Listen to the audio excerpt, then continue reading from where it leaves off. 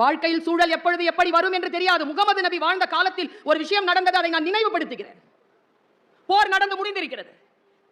போர் கைதிகள் நிறைய பேர் வந்து முகாமில் இருக்கிறார்கள். அதுல ஒருத்தனுக்கு அடிமையா இருக்கிறதுல விருப்பம் இல்லை. அவன் நேரா வந்து முகமது நபி கிட்ட கேட்கிறான், என்ன விடுதலை செய்யுங்க. முகமது நபி கேட்டார், நீ போர் கைதி, உன்னை விடுதலை செய்ய முடியாது. நான் கைதாவேன் என்று நான் நினைக்கவே இல்லை.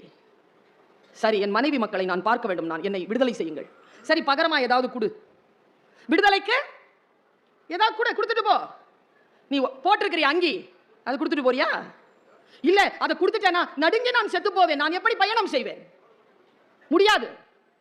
முடியாது என்றவுடன், சரி உன் கையில சாப்பாடு ஏதாவது இருக்கிறியா, அதை கொடுக்குறியா? கொஞ்சம் தான் உழைத்து வைத்திருக்கிறேன், இதை கொடுத்துட்டேன்னா நான் எப்படி பயணம் செய்வேன்? என் மக்களை பார்க்க வேண்டும் என்றால் இதை தர முடியாது. அப்படி என்றால் நீ பிச்சையில் விடுதலை பெற முடியாது. யாரோ பேசுறாங்க, அவங்களுக்கு சைலண்டா இருக்க சொல்லு. நீங்க போன் இல்லாமே பேசலாம் சார், உங்களுக்கு கேட்கும். எனக்கே கேட்டுச்சு.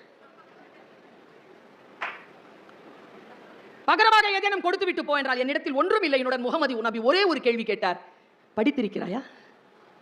ஆம், சீன தேசத்திற்கு போய் படித்திருக்கிறேன். சரி, என் மக்களுக்கு அதை சொல்லிக் கொடுத்து விட்டு அதன் கூலியாக விடுதலை பெற்றுக் கொண்டு போ.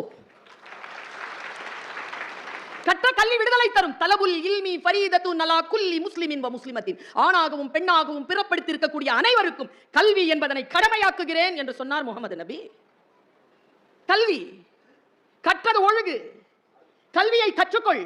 வாழ்க்கையில் அது எப்பொழுது தேவைப்படும் என்று தெரியாது. அதனால் என் உயிரானவர்களே, படித்துக் கொள்ளுங்கள். இந்த ரெக்கார்ட் பண்றதை நிறுத்திக்கோங்க. யூடியூப் அதெல்லாம் சரி, யூடியூப்னா நீங்க ரெக்கார்ட் பண்ணிக்கோங்க. நான் என்ன சொல்றேன், அரை மணி நேரம் பொறுத்துக்கோங்க, யூடியூப்ல வந்துடும்.